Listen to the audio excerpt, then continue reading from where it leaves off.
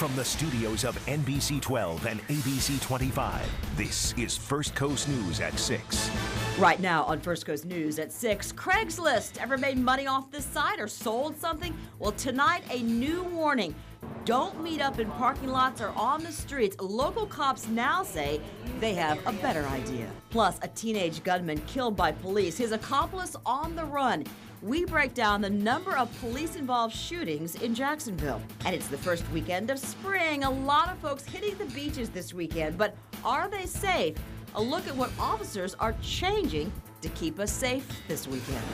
New tonight at 6, we start with Craiglist and what's new on the First Coast to protect you. By now, you probably heard that horrible story out of Denver. A woman attacks and kills another woman who was 7 months pregnant. She ended up cutting the victim's unborn baby from her womb. The two women were meeting in response to a Craigslist ad for baby clothes. So let's bring it closer to home and rewind back to the summer of 2010. David Spar arranged to meet a Jacksonville mother of two, Tiara Poole, through Craigslist. She was later found stabbed to death at least 90 times in her apartment. Spar is currently on death row for her murder. So are we at risk? Are you at risk? What can you do to protect yourself from the possible dangers of using Craigslist? First Coast News reporter Shelby Danielson is in the information center. Now, Shelby, two local law enforcement agencies say that they actually have a plan. That's right. Now, the whole problem with the internet is how do you know the seller is really who they say they are, and how do you know what they're selling is legit? Well, you don't. But now there's a way to find a safe bargain online. What's so harmful about two mothers meeting over some baby clothes? Now, the stabbing just occurred 1620 Green Place. It turns out everything when they're complete strangers. Female stating to our call taker that she's been cut by another female. Looks like she is pregnant. A Craigslist bargain cost this mother her unborn child's life and nearly hers. People sell stuff on Facebook, people sell stuff on Twitter, Instagram. And it's happening everywhere. It's happening throughout Jacksonville. No one is exempt. Social media is a gamut of people trying to buy and sell things. Most recently in Jacksonville. They thought they were selling their sneakers, but when they get there, they're getting robbed for their sneakers and all of their belongings. The robberies happened multiple times. The suspect has since been arrested, but the dangers are still out there because on the surface, it seems innocent. You're easier to rob if you're by yourself, whether it be male or female, male meeting male or female meeting male or vice versa. Best tip I can give you, don't do it. And it doesn't matter how protected you think you are. I'm a firm believer in the Second Amendment, but it's never enough. Bad guys always know what they're going to do. That's why these sheriff's offices are taking this situation into their own hands, or lobbies, rather. Here in the sheriff's office, we have a secured facility. You can come into the areas anywhere around here. 24/7, you can take your transaction to the Bradford County Sheriff's Office and to the Jacksonville Sheriff's Office downtown. People that are trying to take advantage of you are less likely going to show up. And between 8 and 5 at their other substations. And from now on, I posted it on Facebook. I said if people come here, they can use our lobby, the parking lot. They say it's not that you have to avoid Craigslist, you just have to be smart about it. Don't meet up with the person in a parking lot just because it's lit. Go to a substation, make sure you're safe so that you can walk out of there and know nothing's going to happen to me. Well, I spoke to the St. John County Sheriff's Office today, and they told me they don't have this set up in their lobby yet. They just discovered other counties were doing it this week, but they say they are willing to look into it. In the Information Center, Shelby Danielson, First Coast News, NBC 12, ABC 25. Now, Craigslist urges its users to deal with locals you can meet in person. Here are some helpful tips.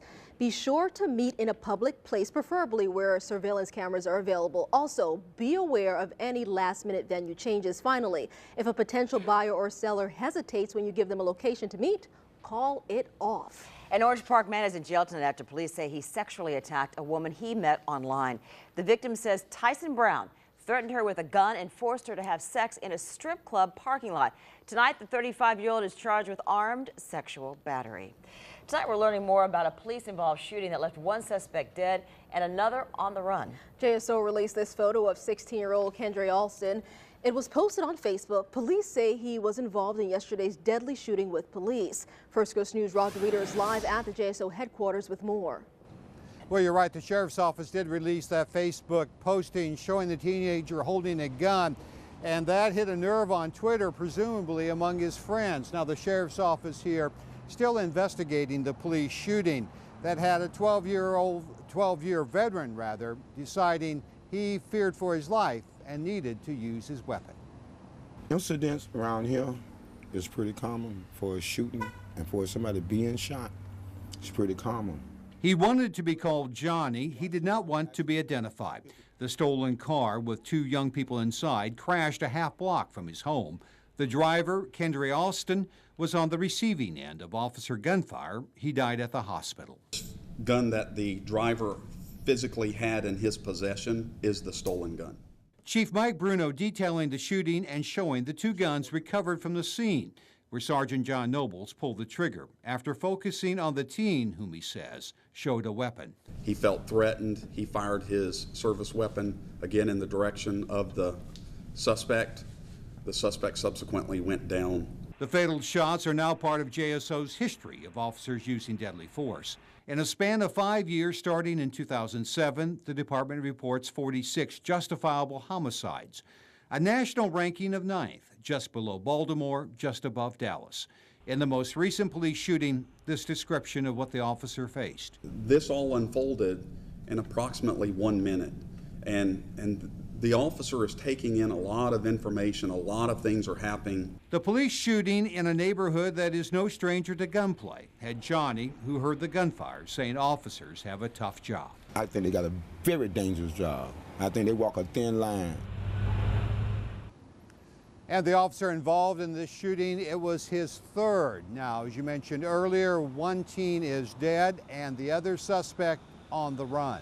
Reporting live from the sheriff's office, Roger Weeder, First Coast News, NBC 12, ABC 25. Roger, thank you. By any chance, do you remember this picture? Here's the story. Jacksonville police officer Urban Diaz caught a lot of heat for this picture of him in uniform hugging his girlfriend. Well, he's got himself in some hot water again. Our news partner, the Florida Times-Union, says Diaz allegedly let a woman drive his patrol car. The incident happened last October, just months after this picture you're seeing there was taken. A police report says Diaz let a woman wearing, quote, short shorts drive his police car to a Southside Hooters. Only authorized personnel are allowed to drive cop cruisers. No word yet on what punishment Diaz could possibly face. Well, this will be the first weekend of the spring season. We're all very excited. So what can we expect in the world of weather? Let's turn things over now to meteorologist Tim Deegan. Hey, Tim. Hello, Keith, and thank you very much. Don't adjust your sets, folks. We're showing you how the weekend is beginning. Oh my, out around the beaches where the sea fog lingers. Now we're going to head to the river, and this is one of the reasons we call it the River City by the Sea. Look at the river. And look at weather for most of us, really a beautiful late afternoon and therefore evening. So how's your evening going to be? Depends on where you're going to be. Right at the beach, the fog will linger. Inland, the fog probably will not develop until very late tonight. So on to Saturday we go. Yes, the first full weekend of spring. All of us will start off the morning with the fog, but then I think overall a pretty nice day. Highs of 80. Can't rule out a shower, but it'll only be isolated. I think over 85% of us will be dry on Saturday, and even if you do receive a shower, shouldn't last more than about 30 or 45 minutes. Sunday's a different story, as a lot of energy will begin to focus toward the First Coast. Sunday morning, for most of us, not bad, but as we go through the day, clouds increasing from the north and headed toward the south. We'll have a more detailed look at the weekend weather and beyond in just a few minutes.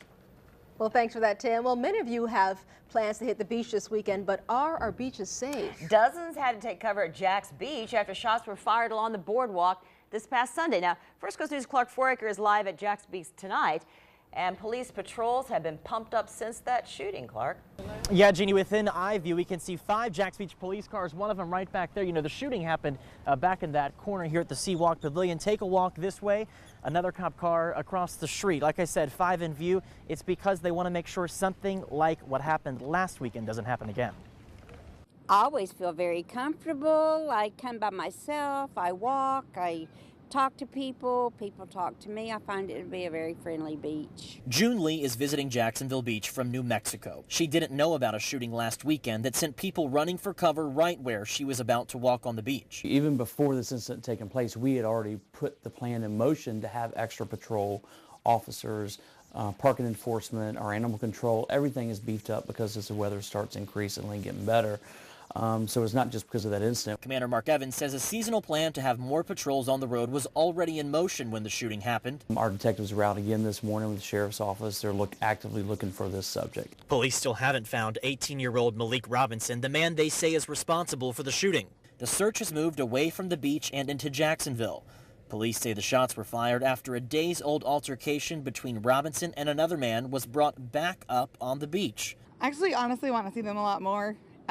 Because they seem to be a little less concerned about situations that's going on. Heather Buckley lives in Jacksonville Beach. She was 2 blocks away when the shooting happened. Police say the shooting happened during a high traffic time here. We do have extra patrols in place that work specific times when the people are out here at the beach. Some visitors say today they noticed. We were fine where I was walking with my husband. We didn't see anything that was shady or anything that I was concerned about. And that watchtower manned by Jacksonville Beach Police, just another example of one of the ways the Jacksonville Beach Police trying to keep the beach safe. Of course, we have spring breakers in town, the NCAA tournament. It's going to be a busy day out here at the beach. As for Malik Robinson, the man that police say caused this shooting, they say the search for him has moved away from the beach and into Jacksonville. JSO now assisting in that search for Malik Robinson. Live at the beach, I'm Clark Foraker, First Coast News, NBC 12, ABC 25. Thanks for that, Clark. It was a celebration of life for a Jacksonville couple killed in a cabin fire in North Carolina. Family, friends, and loved ones said a final goodbye to Steve and Lorenda McNelly. A memorial service took place this afternoon at Crossroad Church. Their bodies were found in their burned-out cabin near Asheville this week. Authorities are trying to figure out what caused that fire. A horse barn in Middleburg is under state quarantine now due to a strangles outbreak. If you haven't heard of that, it's a highly contagious disease that affects horses' lymph nodes. Strangles can be passed on through water troughs and pastures, even insects. The barn houses 16 horses, and 6 of them were showing signs of strangles. Tonight, we've learned that none of the horses is showing signs of having any fevers. They will be released at the end of this month if the fevers do not develop. Meantime, a driver spotted an injured eagle on US 17 in Duval County. 2 JSO officers kept the animal safe from traffic, and a volunteer from Beeks came and picked up the eagle.